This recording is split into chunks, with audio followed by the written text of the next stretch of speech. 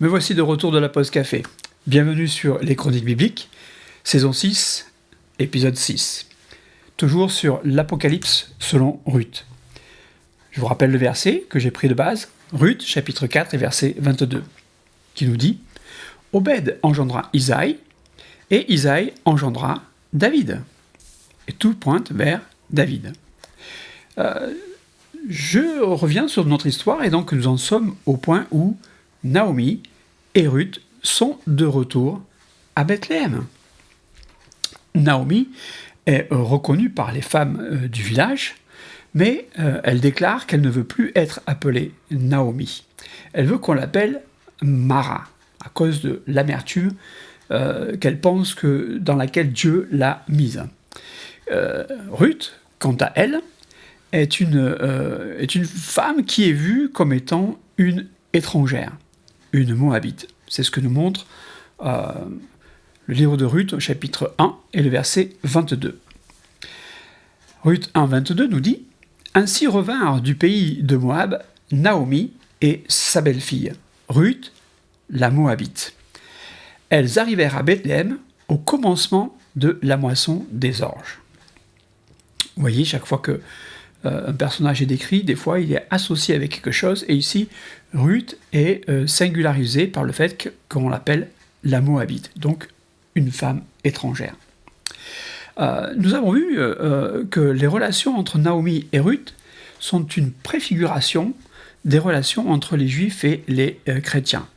Et l'amertume de Naomi, qu'elle attribue injustement à Dieu, nous l'avons vu, peut être vue comme un type du temps d'angoisse à venir pour la nation d'Israël. On voit ce temps dont il nous est parlé dans Jérémie au chapitre 30 et au verset 7. Jérémie chapitre 30 verset 7 nous dit « Malheur, car ce jour est grand, il n'y en a point eu de semblable. C'est un temps d'angoisse pour Jacob, mais il en sera délivré. » Donc on voit que Naomi, elle aussi, sera délivrée de son angoisse par l'intermédiaire de Ruth. Ruth va démontrer une fois de plus sa bonté envers Naomi, comme elle l'avait prié. On voit ce verset particulier dans Ruth au chapitre 1 et le verset 8. Naomi dit alors à ses deux belles-filles, « Allez, retournez chacune à la maison de sa mère. Que l'Éternel use de bonté envers vous, comme vous l'avez fait envers ceux qui sont morts et envers moi. » J'attire votre attention sur le mot « bonté », parce qu'il est très important ici dans le texte. Le mot « bonté » est une traduction du mot hébreu qui se dit « hesed ». Et malheureusement, avec les traductions, on n'a pas en fait toujours la définition exacte qui correspond au mot. Parce qu'en hébreu, ce mot a une force et une puissance qui est beaucoup plus grande que simplement le mot bonté en français. Voilà pourquoi il est intéressant d'aller chercher dans le vocabulaire et comprendre un petit peu ce que ce mot veut dire. Il peut être traduit de différentes manières, notamment par loyauté, bonté, ou bien fidélité. Et bien sûr, on voit que Ruth a manifesté tout cela envers Naomi. Mais en fait, Hesed traduit une action faite par une personne envers une autre. Et je vais rentrer un peu plus dans le détail de cette chose-là. Ce mot Hesed, en hébreu, il est très très fort et il demande 3 critères. Le premier, c'est que l'action est essentielle à la survie ou au bien basique du récipiendaire, c'est-à-dire celui qui reçoit.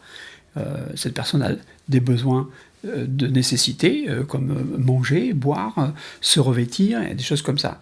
Et donc, la première personne fait cette action pour la survie de l'autre personne. Vous voyez, comme c'est très intéressant que ça va dépasser simplement le mot bonté tel que nous, on le connaît. La deuxième chose, c'est que cette action, elle ne peut être faite que par la personne faisant un acte Essed. Aucune autre personne dans l'entourage immédiat ne pouvant y pourvoir. C'est un petit peu le cas avec Naomi et Ruth. Naomi, elle a personne, elle revient chez elle, son mari est mort, ses enfants sont morts, il ne lui reste que Ruth. Et seule Ruth va pouvoir prendre en main les choses pour pourvoir à la survie de Naomi. Si vous relisez tout le livre de Ruth, vous comprenez très bien le sens de ce mot « Essed ». Et la troisième chose, elle ne peut se faire que dans le cadre d'un projet existant et entre deux personnes ayant des relations positives. Et bien sûr, ce projet existant, c'est la survie de ces deux femmes, mais bien sûr aussi au-delà, vous voyez, la pensée est toujours de Naomi aussi, de pouvoir à un mari, à Ruth, ces deux choses-là qui sont ici, et bien sûr, ces deux personnes ont des relations qui sont extrêmement positives et aimantes. Donc, Essed va être un petit peu, ce mot, ce bonté, ce mot-là va être la caractéristique d'une église aimante. Vous avez vu, hein, vous vous souvenez, le parallèle avec l'église de Philadelphie que représenterait Ruth. Donc Ruth, finalement, va être, même si on voit que Dieu n'est pas toujours explicitement montré dans le livre de Ruth, il apparaît quelque part dans cet amour que Ruth montre envers Naomi. Donc Ruth, c'est cet amour de Dieu qui est là, un amour qui est éternel, Essed. Et cet amour va contrebalancer la colère de Dieu. Dieu montre encore sa grâce finalement envers son peuple par l'attitude de Ruth. Ruth contrebalance totalement l'amertume de Naomi afin qu'elle puisse à nouveau rentrer dans la grâce de Dieu. Et ça nous fait penser à un verset dans Ésaïe au chapitre 54 et le verset 8. Ésaïe 54, verset 8 nous dit « Dans un instant de colère, je t'avais un moment dérobé ma face. Mais avec un amour éternel, j'aurai compassion de toi, dit ton Rédempteur, l'Éternel. » Vous voyez, Dieu peut se mettre en colère à un moment donné parce qu'on s'est détourné de lui, hein, on est sorti de sa protection, c'est le cas dans cette histoire où ils sont partis de la maison du pain, c'est-à-dire de Bethléem, pour essayer de trouver des moyens de subsistance parce que Dieu avait envoyé le jugement de la famine. Mais cette famine, cette colère de Dieu envers son peuple ne dure qu'un instant. Bon, en l'occurrence, ça avait duré 10 ans. Mais le temps de Dieu n'est pas notre temps à nous. Et Dieu s'était souvenu de son peuple et avait à nouveau pourvu au pain dans le pays. Et le retour de Naomi. Mais on voit qu'à travers les actions de Ruth, Dieu se montre comme un rédempteur, le Dieu de compassion. Mais il n'est pas que le rédempteur d'Israël, il est aussi le rédempteur du monde entier. C'est la révélation que nous avons ici est celle des deux oliviers prophétiques. Je fais une petite allusion à ces choses-là. On voit ça dans Zacharie au chapitre 4. Zacharie chapitre 4, le verset 3 et le verset 14. Zacharie a une vision. Et voici ce que nous dit le texte. « Et il y a près de lui deux oliviers, l'un à la droite du vase et l'autre à sa gauche. Et il dit, ce sont les deux oins qui se tiennent devant le Seigneur de toute la terre. » On peut faire la liaison avec Apocalypse chapitre 11, versets 3 et 4. Apocalypse chapitre 11, versets 3 et 4. Où il nous est dit « Je donnerai à mes deux témoins le pouvoir de prophétiser, revêtus de sacs, pendant 1260 jours. Ce sont les deux oliviers et les deux chandeliers qui se tiennent devant le Seigneur de la terre. » La révélation que nous pouvons avoir de ces versets nous donne aussi que c'est l'Éternel, le Seigneur de la terre. Il est Jésus-Christ de l'Apocalypse. Les deux oliviers qui se représentent, qui sont là devant lui, peuvent être une figuration de l'Église, à la fois de l'Ancien et du Nouveau Testament.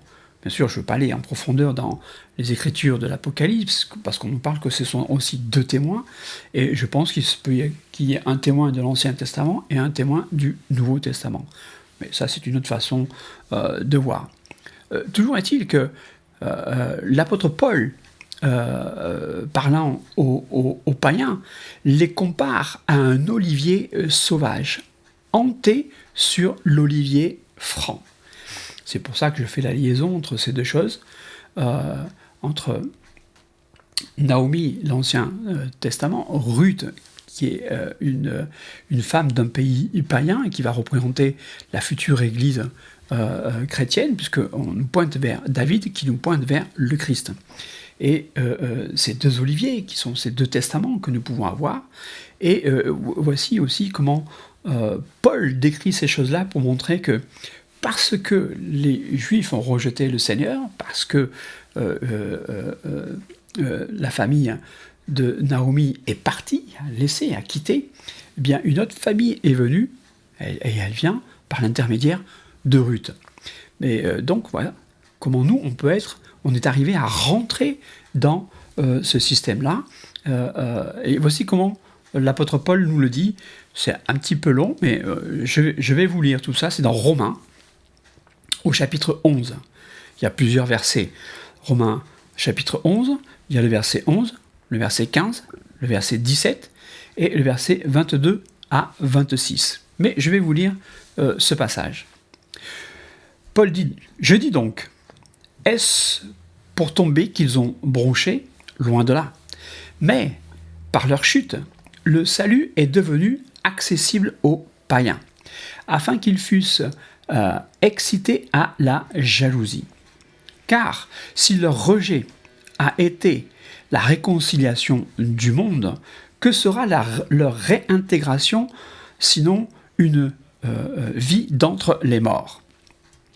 Mais si quelques-unes des branches ont été retranchées, et si toi, qui étais un olivier sauvage, tu as été hanté à leur place, et rendu participant de la racine et de la graisse de l'olivier, considère donc la bonté, oui, on retrouve ce mot-là, la bonté et la sévérité de Dieu.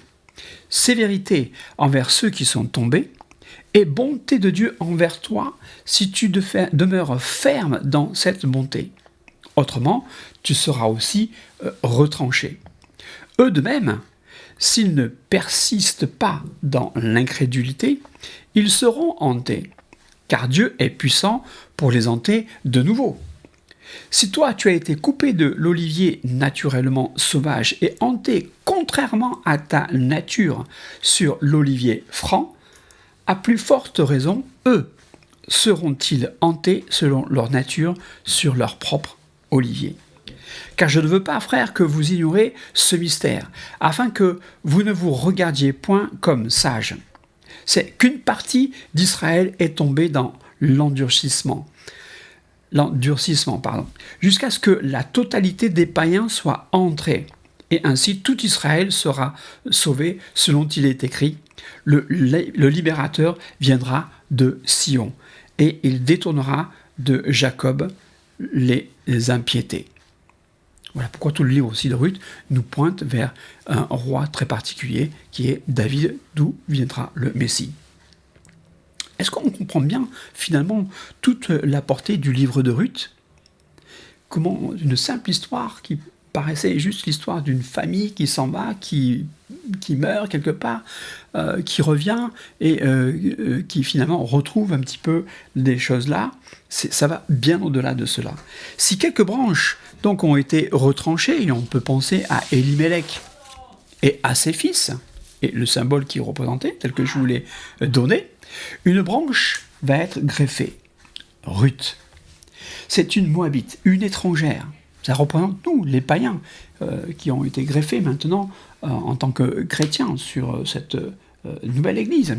Cependant, on voit que grâce à son attitude, elle va finir par être acceptée. Vous voyez, c'est ce terme de bonté qu'elle représentait, ce que nous devons être, la bonté que nous devons aussi nous manifester, y compris envers ceux qui se sont détournés de Dieu, qui fait qu'on va être accepté et qu'il va pouvoir y avoir cette fusion de ces deux églises pour n'en former qu'une seule, finalement, à la fin, la future épouse de Christ. Et tout cela ne se fait que par l'effusion du Saint-Esprit. Parce que Zacharie, si on revient à la pensée de Zacharie et la vision qu'il a eue, dans Zacharie au chapitre 4 et au verset 6, nous donne un petit peu la clé de cela. Zacharie au chapitre 4, verset 6, nous dit « Alors il reprit et il me dit, c'est ici la parole que l'Éternel adresse à Zorobabel. Ce n'est ni par la puissance, ni par la force, mais c'est par mon esprit, dit l'Éternel des armées. » Cette greffe de Ruth dans la famille d'Israël va se faire par l'arrivée d'un nouveau personnage, Boaz. Cette façon de faire, elle n'est pas nouvelle. C'est déjà arrivé de par le passé. Et Ruth, le livre de Ruth, il fait une allusion. Regardons dans le livre de Ruth, au chapitre 4 et le verset 12, où il est dit « Puisse la postérité que l'Éternel te donnera par cette jeune femme rendre ta maison semblable à la maison de Péretz, qui fut engendrée à Juda par Tamar. » Or, cette Tamar était une païenne et elle a été intégrée à la race d'Israël, faisant déjà d'elle une descendante de David et donc du Messie à venir. La bonté de Dieu qui transparaît à travers toute cette histoire, finalement, quand on gratte un petit peu ce fameux Hesed, que Dieu pourvoit et qu'il est le seul à pouvoir pourvoir, et il le fait parce qu'il y a une bonne relation qui se fait entre lui et nous. On voit que s'il a choisi un peuple, s'il s'est élu un peuple, il n'a jamais oublié toutes les autres nations. Et à la fin des temps, il n'y aura plus qu'une seule Église, une seule nation. Toutes les nations deviendront une en Jésus-Christ. Je vous laisse avec ces dernières paroles. Je n'ai pas fini, bien sûr, de vous en parler. Mais déjà, si vous avez aimé, eh bien, comme d'habitude, mettez un pouce, likez, mettez un petit commentaire si vous avez des questions, mais surtout, partagez ce que vous avez reçu gratuitement, donnez-le gratuitement. Et je vous dis à bientôt.